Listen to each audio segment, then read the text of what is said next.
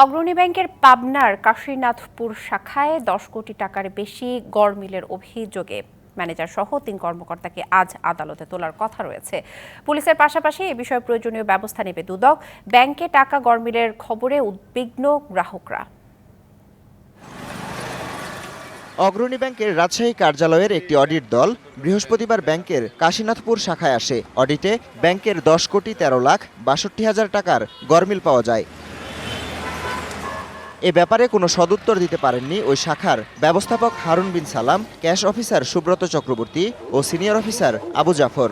Cash cheque করতে গেলে ক্যাশে আমাদের যথাযথ পরিমাণ টাকা নাই, যা আমার থাকার কথা বলতে আমার অ্যাফেয়ার্স অনুযায়ী সেই পরিমাণ টাকা নাই, টাকা শর্ট আছে। প্রসেস চলা শুরু হয়েছে, আমরা হয়তো পুরো তথ্য পাইতে একটু সময় লাগবে, আমরা ইনশাআল্লাহ বের করতে পারবো যে আসলে ঘটনা কি হয়েছে, কে জড়িত। টাকা গড়মিলের বিষয়ে তাদের দায়ী করে সাথিয়া থানায় লিখিত অভিযোগ দেয় ব্যাংক কর্তৃপক্ষ।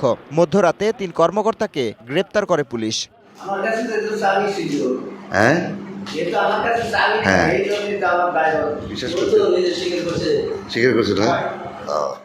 এইসব কর্মকর্তা যে কোনো মুহূর্তে দেশের বাইরে চলে যেতে পারে।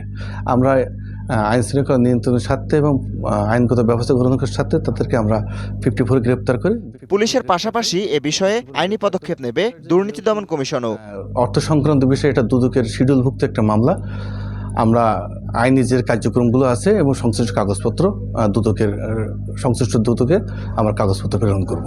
এদিকে টাকা গড়মিলের খবর শুনে ব্যাংকে ছুটে আসেন উদ্বিগ্ন গ্রাহকরা। এই যে এতগুলো টাকা যদি ব্যাংক এই টাকাগুলো নিয়ে যদি গায়েব হয়ে যায়, তাহলে আমরা আমাদের প্রতিষ্ঠানে এতগুলো টাকা আমরা কিভাবে কোথা থেকে ফেরত পাবো? যারাই টাকাটা রক্ষা করবে তারাই বক্ষক। মানে এখন ভয় করে যে আমরা এই ব্যাংকে টাকা রাখবো কি রাখবো না। মানে ব্যাংকের প্রতি আমাদের একটা আস্থা আছে, কিন্তু গতকালকের যে ঘটনা ঘটেছে এর থেকে কিন্তু আমাদের ব্যাংকের প্রতি আস্থা হারিয়ে ফেলবো। ব্যাংকে টাকা গড়মিলে জড়িতদের শাস্তির দাবি গ্রাহকদের। DBC news desk.